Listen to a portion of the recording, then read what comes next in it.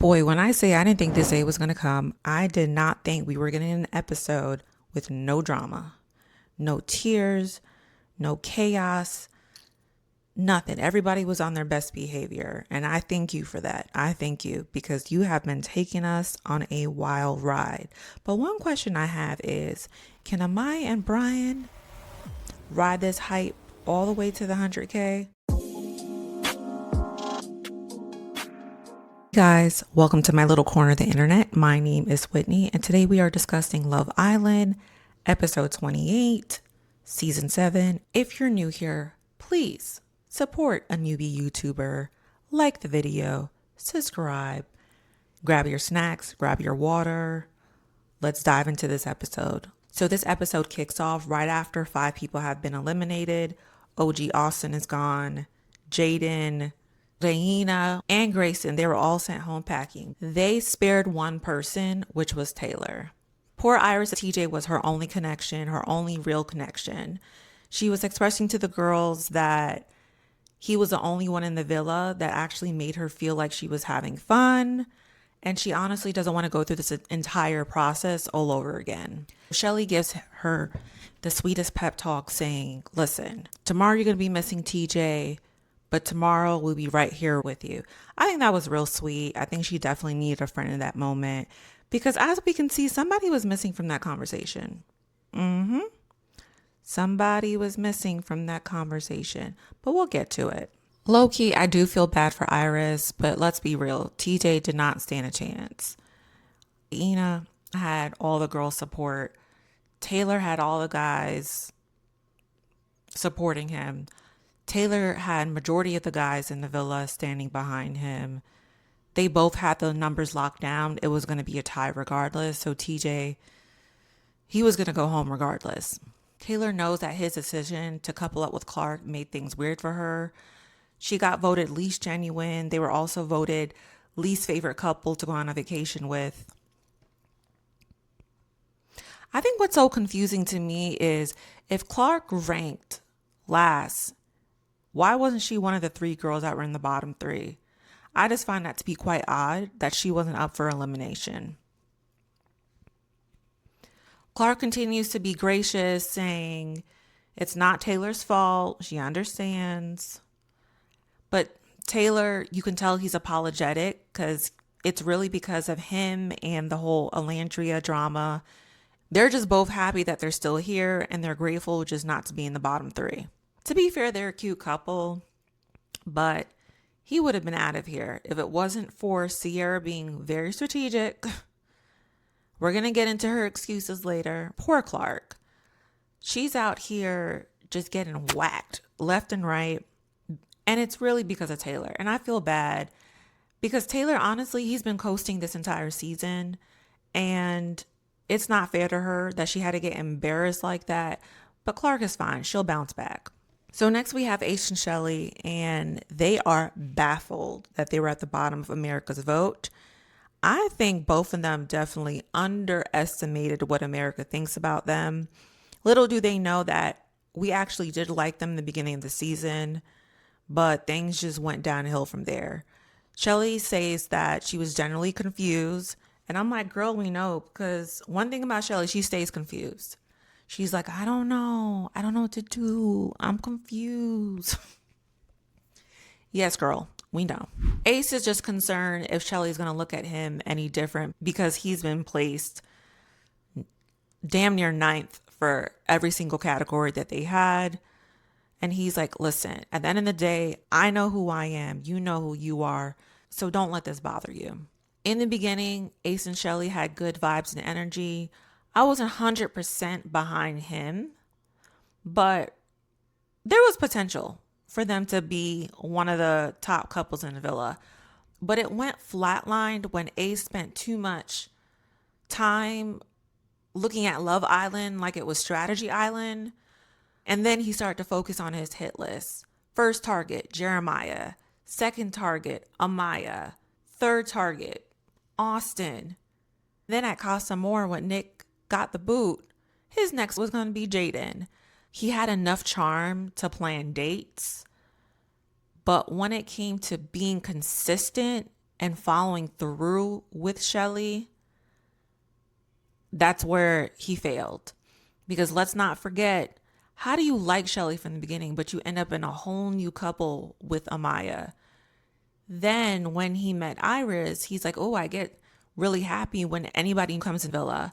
So it's like, it's weird. And I hate to say this, but I feel like with Ace and Coco, I feel like I saw a little bit of more. Ace has spent at least 24 episodes playing strategic games with his connection with Shelly. Every time he felt threatened, what would he do? He would target that person for elimination. Shelly has been his pawn, his placeholder this entire time. She fell for the I choose you, all the sweet talking, and he just kept looking at her as a backup option. And Shelly being aligned with Ace at this point in the competition, it doesn't benefit her at all. But also, here's the thing with Shelly. She loves being chased, but she struggles. My girl struggles to communicate what her needs and her wants are. A little passive. But when she does have the ability to have those conversations, she lands the plane. She gets to the point. But we watch our girl confused. She don't know what to do every episode. Then Chris, bringing him to the mix, and made everything even. And every time we thought Shelly was about to just cut her ties with Ace, here he comes back in with his smooth talking. And he was always strategic on how he talks to you. He gives you eye contact. He smiles. He's very attentive. I think she just fell for the manipulation. These two were my early favorites, but once it turned to Ace Island, I couldn't get on board. So in the cut, we have the Casa boys. They are strategizing. They're trying to figure out, all right, who's single? What's your plan? What you gonna do? Like, they're trying to figure out some things. So we have Zach, Chris, and Bryan. And let me just make sure I have my notes right. So they're questioning Iris. Since TJ just went home, they're just questioning, all right, what's the deal with Iris? Chris says, if Iris is open again, then I'll be concerned. And I'm like, what? Someone just lost their connection. Kristen adds, if Iris is open again, then I'll be concerned. I was like, where are you going with this, Chris? I was a little confused. Elon then says, I don't think she would have stayed if there wasn't a possibility she could be open. I was like, ooh, that's true. Because my whole thing is, if TJ was like the one for you, why didn't you leave? Why didn't you self-eliminate? It's been done in the past. Y'all remember Uma from Love Island UK? What season was that? I don't know. That was last year. That was 2024. She had the nerve to self-eliminate with a will. He wasn't it. But anyways, let's go back. Elon says, if she's still open, I'm not going to say I'm not interested. But if she can get to that place in about 2 to 3 days, then maybe it's worth saying. Chris then adds, if I like somebody that much, I would just leave. It's kind of interesting because that kind of reminds me, they have a point. I understand what they're saying. If TJ is like her love and the one for her, why didn't she just self-eliminate? But honestly, Iris is not dumb. She's not dumb. She lives in Calabasas. She's a California girl. She's trying to stay as long as she can for these brand deals, okay? This is no longer Love Island. This is Influencer Island. It is what it is. They asked Zach, all right, so who are your picks? Who are you gunning for? He mentioned he has Amaya and Alandria. It's kind of interesting that Zach finds Amaya to be genuine, especially after he found out that she's America's favorite. So Iris and Landria, they're getting ready for bed and they're in the little vanity room area and they're just having a chit chat how 5 people that were sent home that night, it's brutal. Alandria then opens up saying that to see one of her best friends standing behind Taylor felt like a dagger to the heart. And guess who walks in at the perfect timing? Sierra. She immediately goes into damage control mode. You know, she's ready to give her little PR answer, an explanation. Then she says, I'm just sorry that my vote makes you feel uncomfortable. I'm like, girl. Then she continues to say, the biggest reason why I chose Taylor was because of Nick. I'm like, what? So are we voting based on Nick's emotions and his bromance? Like, I'm like, we've lost the plot. The plot is in the ocean. Like, that makes no sense at all. Then she continues to say, I feel like he would have been devastated if Taylor left. And I'm like, girl, be serious. And Landria, she's just being too chill, saying, it's okay. And I thought to myself, Sierra, you're full of baloney. Get this girl off my screen. This rationale is so stupid. It makes no sense. Like, why are you voting on Nick's emotions and his feelings, but you're not voting on your own? Why are you? Honestly, it doesn't make any sense to me because you have Iris, who's one of your besties. You could have went behind TJ. Then she ends up saying something like, Sierra's saying it's a blessing for couples to break up so Iris can explore. I'm like, girl, this fake positivity. Oh my God. Like, please, please, please. I'm tired. I'm over it. It doesn't make any sense. For you to, the fake positivity, it's just tiring. I don't want it. I don't want to see it. I don't want to hear it no more. I'm done. I can understand how standing behind Taylor is like a slap to Alandria's face. But Taylor, out of all people, no, I'm not buying it. To play devil's advocate, does Sierra owe anything to anybody? Absolutely not. But this rationale, it just made no sense to me. It was giving very strategic with a little bit of pick me. And I just thought it was real slick of her and very raggedy of her to hide behind Nick's feelings. But meanwhile, what she's doing, she's just making calculated moves. Here's the real tea. Iris and TJ were getting stronger. And not that many days ago, you guys remember the episode when TJ and Iris and Sierra and Nick, they were all sitting by the pool and they were kind of like on their high horse saying, oh, they're good. They're in a good position. They don't have any drama. Like, I've been clocking Sierra for a very long time. And also, so did the girls not address the whole, why did you stand behind Taylor? Like, was that edited out? I was waiting for this conversation. Instead, we got a whole episode dedicated to like Nickelodeon throwback shows. Whatever. Bed. And then I'm like, child, why is Pepe asking Iris to sleep in his bed? And then when the lights turn off, you can see them chatting all night. And I was like, ooh, let's not forget, Pepe did tell TJ he finds Iris to be one of the baddest girls in the villa. Huh. I clocked it then, and it's clear now. So it's the next morning, and the guys decided to do something special, make crepes. Actually, it was Pepe. He was leading the charge. Shelly decides that she wants to do something nice for Ace. She goes in the kitchen. She just starts cooking. So while Shelly's in the kitchen, Taylor asks Shelly if her and Ace are locked in yet. Like, what's going on? Shelly said that she wants to get there. She's just not there yet. They're just not there. Amaya and Sierra, they're talking about who eventually Pepe couple up with. They think possibly him coupling up with Iris might turn into something. And not to be messy. And I know I've been getting on Sierra's behind.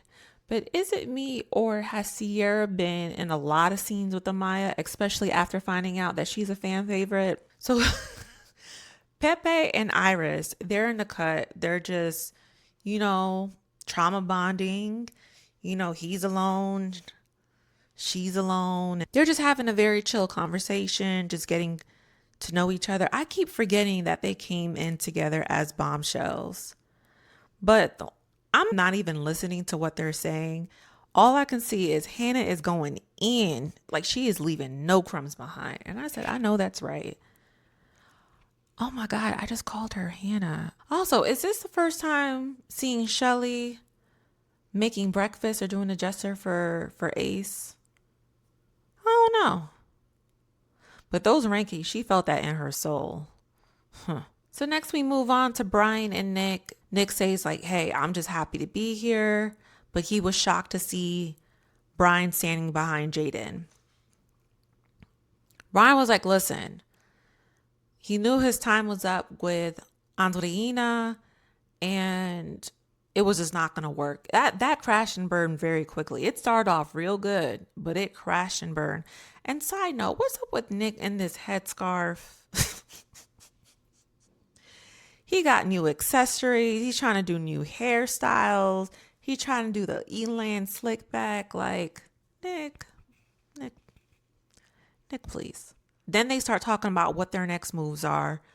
Bryan lets Nick know that he has his eyes set on Amaya. He claims what other people see as cons, he definitely sees as pro. He brings up that he loves the fact that Amaya has fire and passion. And since he was also raised in a Hispanic household, being super passionate and fiery doesn't scare him away. Like, he's for it.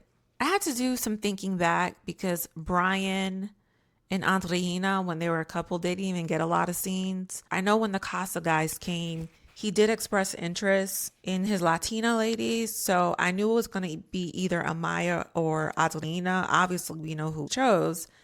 But I haven't really seen them talking. He did give her what felt like a big bro, little sis talk after the boys dogpiled on Amaya for that stand on your business town hall, whatever that was. I honestly just don't remember. There was a time before when all this America's votes came in. There was a time before the voting that he did express interest in Amaya. But it was like a real quick scene. I personally don't remember.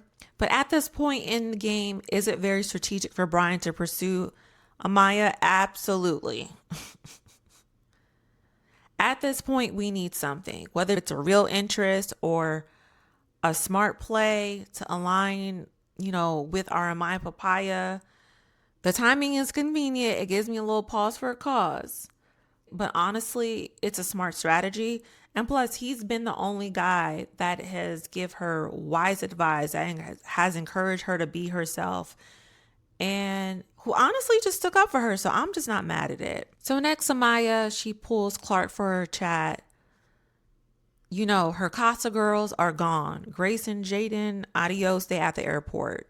So she just wanted to check on her and see how she's doing because she doesn't have her Casa friends. And also the whole voting situation, it was just not a good look. She lets Clarke know, like, listen, you didn't deserve that. So Amaya and Clarke, they have a quick chat. Amaya just gives her some words of encouragement. And she said, listen, I just want to check in on you to see how you're doing. I know America has put you last in all of these categories, but don't worry, America will see the real side of you. And I think it was really nice of her to check in on her because, Jaden and Grayson, they off in the sunset. Her Casa girls are alone and she doesn't have any of her friends here. So I appreciate Amaya extending a little bit of sisterhood to her. Clarke admits that she didn't deserve what happened to her either, but someone had to be last. And I'm like, all right, you a good sport. Amaya shares her own arc from being misunderstood. Now she's America's fan favorite. But I thought it was so cute when Amaya's like, nobody's telling you to drink peppermint tea. Drink chai tea. And I'm like, this girl doesn't realize how accidentally hilarious she is. Next, we have Shelly and Ace. They are down by the dock having some breakfast that Shelly prepared. And I'm just like, boy, have they fallen from grace. So since Shelly was in the kitchen working hard to make a little meal for her man, she took Ace down to the dock. They went and enjoyed their breakfast. I see Shelly is back on board. She's realigned. Those voting results did a number on them. Their energy is flatlined. Shelly in the kitchen, she don't know where this is because she's never there. And then Shelly finally lets Ace know that she's done. The chapter with Chris is closed. The door is closed. She did admit that she feels that all the sudden shakeup that has been going on in the house, it just made her realize she wants something solid. And then Ace responds with, I appreciate that. I think that Shelly is definitely trying to lock it in now. The wake up call that she got from America, she now wants to clock in, but baby, you late. But did you guys catch Ace's response? He just says, I appreciate it. I was expecting to hear, like, I'm all in. Let's do this. Let's close things off. Maybe he has something prepared to do grand if they end up getting a date and making out of Casa. Out of the villa. I don't really know. But I was like, Lord, these two, they might not see top 4 or top 5. I'm still Team Shelly, but this is sad. I'm disappointed. So next we have a conversation about hopes and dreams. Chris opens up to her and said that he's been feeling down about his overseas basketball career. He had a dream. Is Chris Caribbean? Is he from the island? Because that's something I would say. I had a dream. My mom would be like, I had a dream. I don't think you should go out. And all my friends of Caribbean descent, their moms would say the same thing. Oh, I had a dream. Caribbean and African. You're like, oh, I had a dream. I don't think you should go out. I don't think you should go on that trip. But anyways, he said that he had a dream about basketball and he honestly wonders if he should continue being away for 6 to 9 months. It's a lot of stress. It puts him into a mode of like questioning everything. He's feeling emotional. He's at a point where the fact that he's committed to being away for 6 to 9 months, it doesn't allow him to discover other areas of his life. Like, what if he wants to start a business? Like, what if he wants to start a family? So I can understand how you feel like your life is on hold for those 6 to 9 months. And then you come home and it's like, all right, what do I do? You can't commit to anything that long because the next thing you know, it's time for you to go back to wherever your home base is, whether you're playing for China, if you're playing for Turkey. So, yeah. I did appreciate Huda stepping in and just giving him support and just letting him know, like, listen, if you're emotional, if you want to cry, cry. It's fine. She opens up saying that raising her daughter was very hard. She was broke. Times were tough, but she held on to just having hope. She held on to the fact that she believes that there's more to come. And she also let him know, like, hey, you can have more than one dream. You don't have to be locked into like one thing only. Kristen shares that he sees a side of Huda that he hasn't seen before and many people hasn't seen before. He feels that he can help her be her true self and calm her down when she's emotional. And I definitely feel for Chris. I know tons of people that played basketball overseas and that lifestyle is so hard. You miss everything and you have to get yourself acclimated to a whole new country. And you're there for an extended amount of time. So I understand, but it was good to see him some good advice, be supportive. And we definitely seen that side of her. Like, I'm going to give credit. When Bella was down, boohoo crying, I would never forget Huda was giving her some good advice, trying to encourage her to be her authentic self. Don't change her values. So I'll definitely give her that. But I'm going to just be a little funny. Well, only one thing I'm going to say. Thank you, Chris, for being vulnerable. But wasn't he the one that was like, I could be overseas playing basketball? I'm like, listen, that's why you got to pipe down a little bit. You can't be so boastful. Like, you're too good to be here. I don't need to be here with y'all. I could have been overseas playing basketball. Like, listen, okay? Just be careful what you say. Just relax. Relax. So it's time for this crash out challenge. And I'm going to go through my notes. Like, when I'm listening to Ian and it'd be like, and first they got to do this, do that, and do this. I'm like, who will be coming up with these challenges and all of these steps? Like, what is going on? So for this particular challenge, the boys have to pick a wingman or a wingwoman for a slime obstacle course. Then they have to confess their biggest crash out moment. Then they get to choose someone to kiss in the ball pit. Actually, no, before the ball pit, they have to go through the... I'm sick of these people. Like, I'm sick. No, it was they had to go run through a door, run through like a fake door, If they don't make it through the door, they get pushed back, okay? And every time someone gets pushed back, they're showing everything in slow motion. If you make it through the door, then you land in a ball pit. And I guess the other person that didn't make it through goes to the slime obstacle course. And then the guy has to admit that it was his biggest crash out moment. And then he takes the girl to the... I'm like, what in the Nickelodeon Double Dare Salute Your Shorts? Like, what am I watching? I'm tired. These challenges are weird. I'm just going to zoom through these. Nick picks Alandria as his wing woman. He said he crashed out when he left the villa. He chooses Sierra to kiss. Ace picked Alandria to be his wing woman, which is really sweet of him. He said he crashed out when Nick left the villa. Then Taylor picks Ace. And then they asked him, okay, why'd you pick him? He's like, this is the man that has been helping me with all my dates. And I'm like...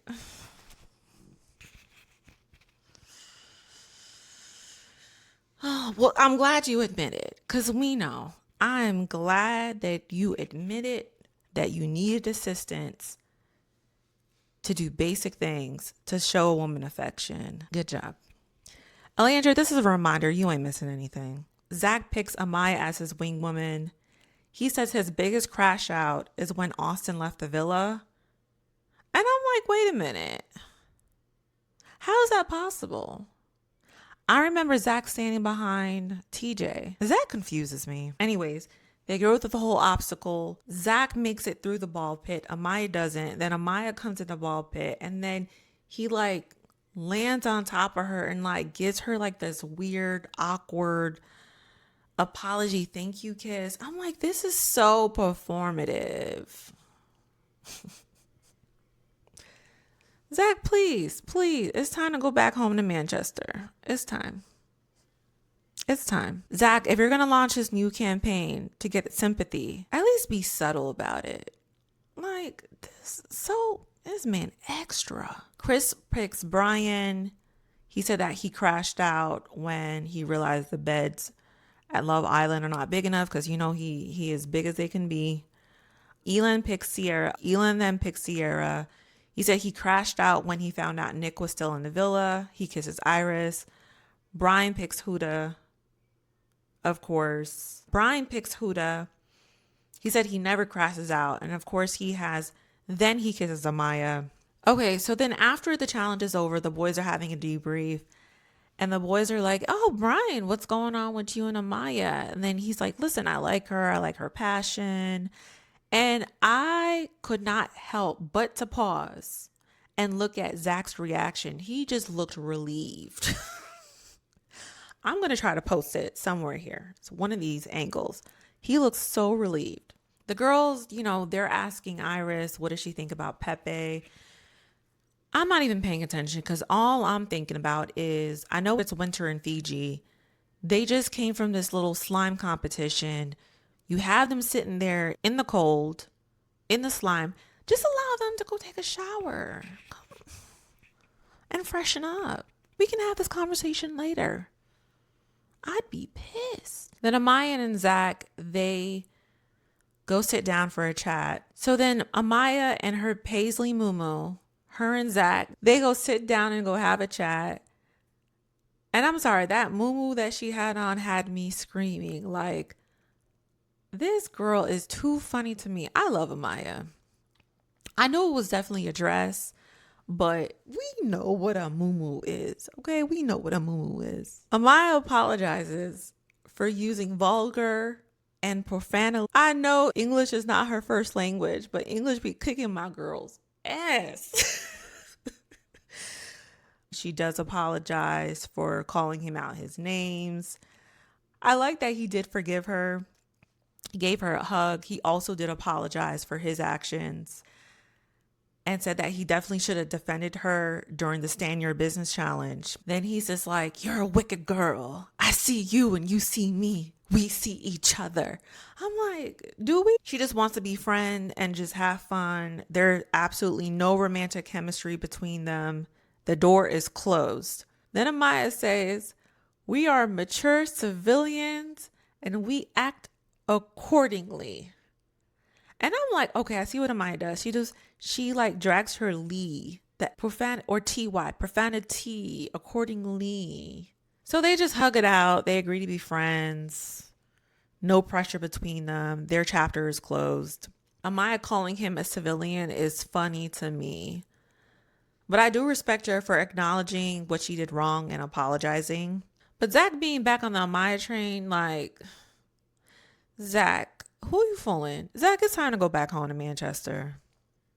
But it's obvious Zach is giving his performance of a lifetime because he's trying to do some damage control because he saw that Amaya is the people's champ. The fact that he wants to come in the fourth quarter when he's already been losing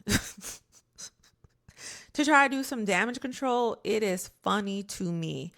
My whole thing is, Zach, do you think Zach has the audacity to think that we probably forgot and we're going to buy into this I suddenly mess with Amaya? No. You know what this makes me think of? You know what this reminds me of? A classic scenario when a man all of a sudden wants a girl back, when a man all of a sudden wants a woman back, when other people start to validate her worth. Zach, it's time to go home. It's time to go home back to Manchester, okay? Okay. So Nick and Sierra, they head over to Soul Ties, and I'm just like, why are we seeing this? They have a chat about being closed off. Apparently, Nick didn't know what closed off he doesn't know what closed off means. They then talk about their own interpretation. What does it mean to be closed off? And then she just says that she just then translates to him that she wants to focus on one another when they go on the outside, but not necessarily mean boyfriend and girlfriend. And I'm just looking at Nick. Nick agrees, but he doesn't elaborate much. He's like, yeah. You say, I agree. This conversation, I'm sorry, but every time I think about Nick and Sierra, all I can picture is Nick and Alandria. Their chemistry is night and day. It was for a short time. Short time. Here they are in Soul Ties. And he's sitting way on the opposite end. It feels like you're having a meeting with HR. He looks a little stoic, not really adding much to the conversation. And when you look at the chemistry between him and Alandria, again, it was for a short period of time. They just had a good chemistry between them. And remember when they had their dinner and Nick was like, vamos a la casa, or vamos to the villa, or something like that. And he was like, hey, hold on. Before we get down to business, what is it that you see in me, Alandria? Like, he always asked probing questions. He made it a dialogue. But with Sierra, I feel like he shuts down. Like, you don't really hear much. Or if he does talk, he just sounds exhausted. I'm telling you guys, read this man's body language. He is counting his days till he gets off this island. Listen, if they end up winning, Nick is going to stay in this little convenient situation as long as he can benefit, but it's not going to last for too long. I think Nick is one of those people. I think if they end up winning, Nick can only stay in the plot and the scheme for so long. Someone like Zach would be like, hey, let's fake this so we can get our deals, our acknowledgement, our brand deals, whatever the case is. Nick is not the one. He can't put on an act for too long. I'm surprised he put on an act for this long. You can see he was about to throw it all away for Alandria. I don't know. Their whole dynamic is very performative. When he was with Alandria in that short period, when he spoke to Alandria, we saw more passion from Nick, clarity, actual eye contact. Sierra's doing all the emotional labor, carrying all the conversations, doing PR in case they win. Got her bestie running her Instagram account off the island. Sierra's control, control, control, control. She got everything controlled. Nick, he's just playing along to get along. Shelly and Chris, they have their final conversation. And I thought to myself, why couldn't this conversation happen sooner? So Shelly wants to have a conversation with Chris. And apparently, I think this is like one of their first or second or maybe third conversations. Since Casa More, the whole purpose is to clear up any miscommunication. She realized there was a lot of communication and she wanted to clear that up. Honestly, I thought the conversation was a really quick conversation, but the conversation was way overdue. Things would have been so much smoother if they had these conversations earlier. But I'm happy. This door is closed. I don't want to hear this hooping and hollering going on. And we all know Shelly could have been a finalist. I feel like Shelly could have been a finalist or make it to the top if she stuck with Chris. But, sometimes we win, sometimes we lose. And what was up with the cameramen zooming in on Shelly's back? Were we supposed to feel something? Did I miss something? Anyways, so now we have a new potential couple, Pepe and Iris. They're on the dock having a chat. Before we can even listen in, Sierra and her nosy, messy boots behind. Meanwhile, Nick and Sierra being nosy per usual, they notice Pepe and Iris at the dock. And Sierra mentions they're in our spot. And I'm like, girl, do you own the pier? Nick then said it's weird because TJ was just here. Basically trying to insinuate it's kind of weird. TJ went home. Now she's talking to Pepe. But I'm like, Nick, you could have stand behind TJ if you didn't want him to go home. So please, I don't want to hear it. Okay, so going back to Pepe and Iris, they're just having a cute conversation, getting to know one another. Iris wants to know why did Pepe kiss her for the kiss during the competition. He just basically lets her know, I feel comfortable with you. She then mentions that she hates sleeping alone. She goes into her roommate's bed. Pepe relates. He says he sleeps with his dog. And I'm like, oh, Pepe is a dog dad. That's cute. Iris is a dog mom as well. And I'm like, shout out to the dog moms and dog dads. I love that. She shares that she doesn't really date. She's only had 3 boyfriends in her lifetime. Iris didn't think that Pepe would be an option, but she always found him attractive. I can definitely tell whenever the coupling is, she's going to pick him or but it's giving rebound energy. It's cute. I like Pepe. It's cute. I like Iris. They're cute, but I'm not buying what they're selling. Bring back Hannah. All right. So for the last scene of the night, so now we have Bryan, Amaya, and her Paisley Mumu come sashaying in into the speakeasy. He then asks her, being that she's from New York, what type of nightlife is she into? She mentioned she likes lounges. She hits the clubs for like birthdays, big events, things like that. She's a big solo girl. Bryan lets her know, listen, I don't want you to change anything. I want to meet you for you. And I'm like, Bryan. Then he lets her know the cons that the other guys see, I see as pros to me. This is the man that deserves a podcast and a mic. Give Bryan a podcast and a mic. He can start a podcast after the villa, after Love Island. Bryan just lets her know, listen, don't let what these fools in this villa, what they've been saying about you change you. Like, for the characteristics and traits you have, someone like me is into it. And I'm like, all right. This is the energy we need. Yes. And I think to myself, ladies, take notes. Bryan is saying, listen, be who you are, and there is somebody for you. That's it. And I think that should be the goal in many relationships, where you feel like you can have the ability to express yourself and not be judged for how you do it. Bryan's like, look, you obviously tick the boxes for what I'm looking for, and he wants to explore her. Amaya is giggling. Her hair is laid, okay, edges laid, and she's still finding hair to tug behind her ear. And I'm like, Amaya, rest. She's like, my heart is racing right now. And all of a sudden, he's like, come here. I'm like, oh, okay now. She hops on him with her Mumu, and they share a passionate kiss. I'm like, oh my goodness. Then she looks at him. She's like, you like my grandma dress? And Bryan's like, I do. You rocking it for real. Bryan loves the Mumu. Bryan loves the Mumu. I was screaming. Amaya knew she was rocking a Mumu. Okay. Bryan's like, I do. You rocking it for real. Listen, I freaking screamed. Okay. I screamed. Bryan was like, yeah, and I see you dancing. I could see some things moving. I was screaming. Like, that's the type of Mumu. Amaya's abuela, her tia, they in the kitchen frying up some plátanos.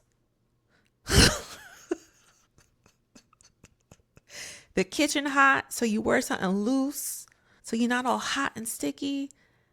Amaya, stop playing with us. And also, I was mentioned, this is probably the most passionate kiss that I've seen outside of Nick and Alandria, and it's Rihanna and Jeremiah. I don't care. I'm supporting this 100%. Bryan genuinely liked Amaya before any of these rankings.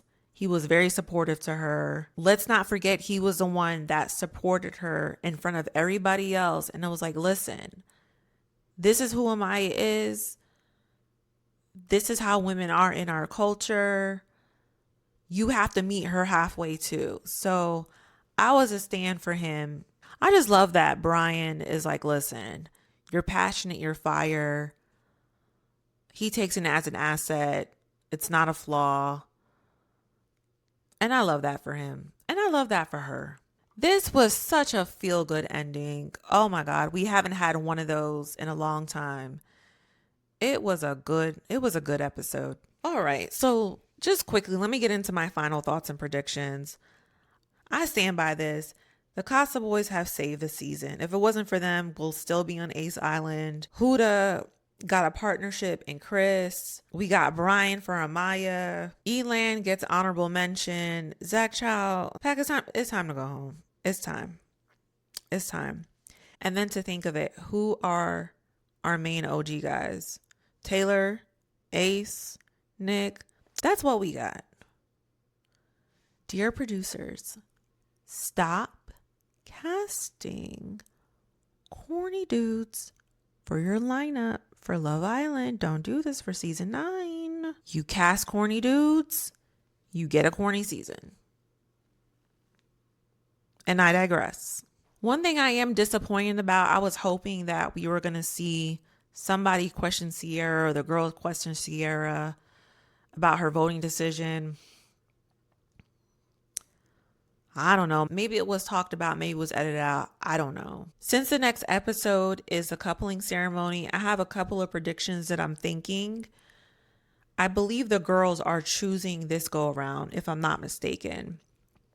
But if I were to predict, Amaya is going to choose Bryan. Iris is going to choose Pepe. Sierra is going to choose Nick. Shelly's going to choose Ace. Huda's going to choose Chris. Clarke is going to choose Taylor. And Landria is probably going to pick Zach. So I guess Zach ain't going home to Manchester just yet. I don't know. So I predict Elan is going home. But honestly, he's fine. He'll be okay. He'll be okay. All right, guys. That was a wrap on episode 28. Thank you so much for watching. We went from Ace Island to Friend Island. Then we went to Survivor with Amaya Bryan, Bryan and Amaya of it all. Maybe we might have Love Island. I don't even know what was going. I don't even know what this is anymore. Go ahead and hit that like button, subscribe, and I will see you guys in the next one. Bye.